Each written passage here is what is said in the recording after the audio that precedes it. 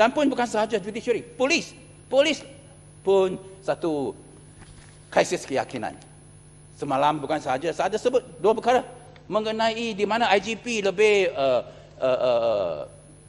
berminat mengenai menjadi lobbyist, dapat kontrak untuk supaya kontrak berbilion-bilion ringgit helikopter atau police e-solution diberi kepada sesiapa itu.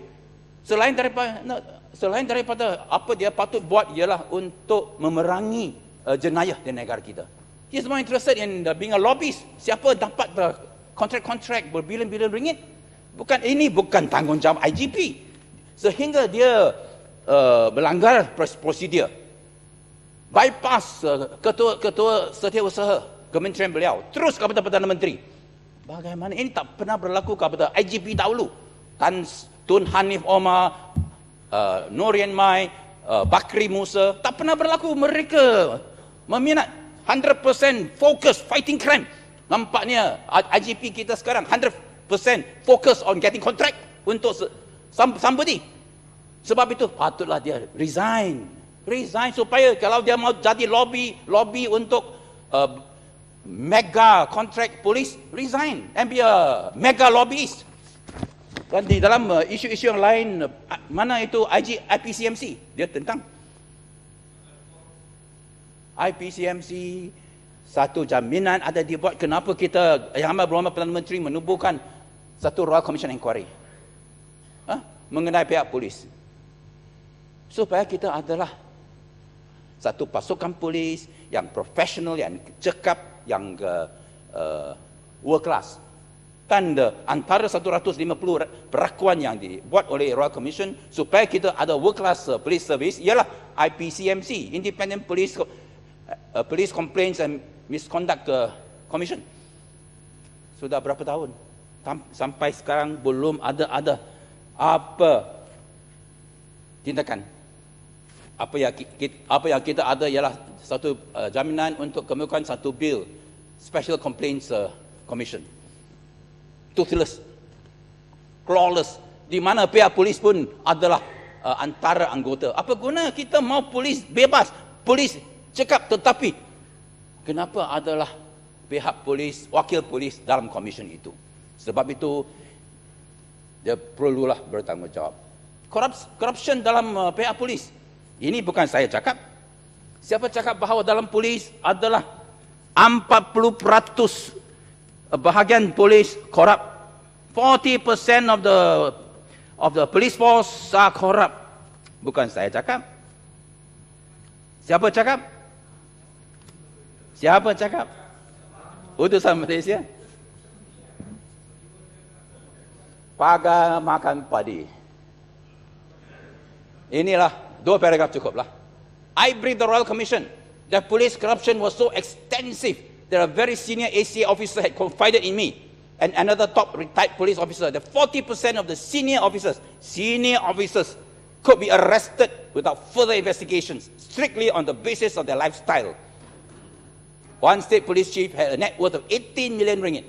My friend and I had watched the forces getting deeper and deeper into the morass of corruption. Itulah 2-3 tahun dahulu. Sekarang lebih serius. Dan ini IGP more interested in a lobbyist for mega contracts than as a IGP. ISA baru-baru inilah menyalahgunakan kuasa ISA, di mana Yang Berhormat daripada seperti Sincu senior reporter RPK ada ditahan. Siapa bertanggungjawab? Yang Berhormat Menteri Hal Ehwal Dalam Negeri kata, Menteri Keselamatan Dalam Negeri kata dia tidak bertanggungjawab. Dia kata itu hal polis. Adakah itu benar?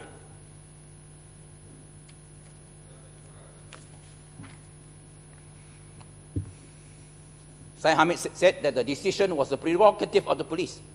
When the police feels it is best to bring the person in under the ISA, they will do so. Dia tak tahulah. Dia menteri yang baik, dia tak tahu. Tetapi, apa Perdana Menteri kata? Apa Perdana Menteri kata? Dia kata bahawa it is the exclusive responsibility of the Minister of Home Affairs. Exclusive responsibility of the Minister of Home Affairs. The law minister is not involved. Dia membersihkan Zaid Ibrahim. The law minister is not involved. It is the exclusive responsibility of the Home Affairs. PM said. Dia tahu. Dia baru-baru lepaskan jawatan sebagai Home Minister. Tapi apa yang lebih mustahak, saya rasa saya mau adalah satu tulisan oleh seorang, tidak sesiapa kata dia bukan patriot kepada Malaysia. Apa dia tulis?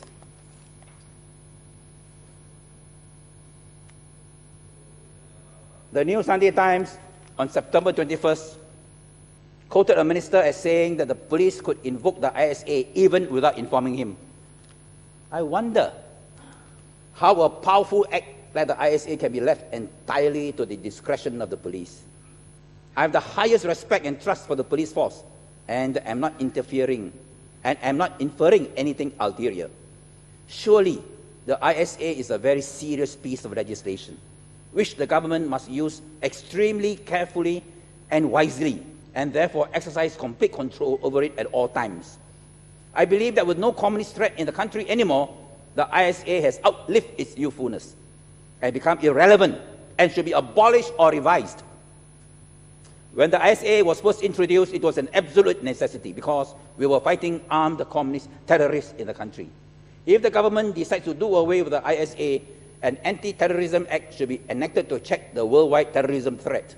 This act should be very specific and clear in its intent and should be used only for this purpose. The ISA has mutated, dan orang-orang yang bertanggungjawab untuk jaga act itu, mereka semua mutants.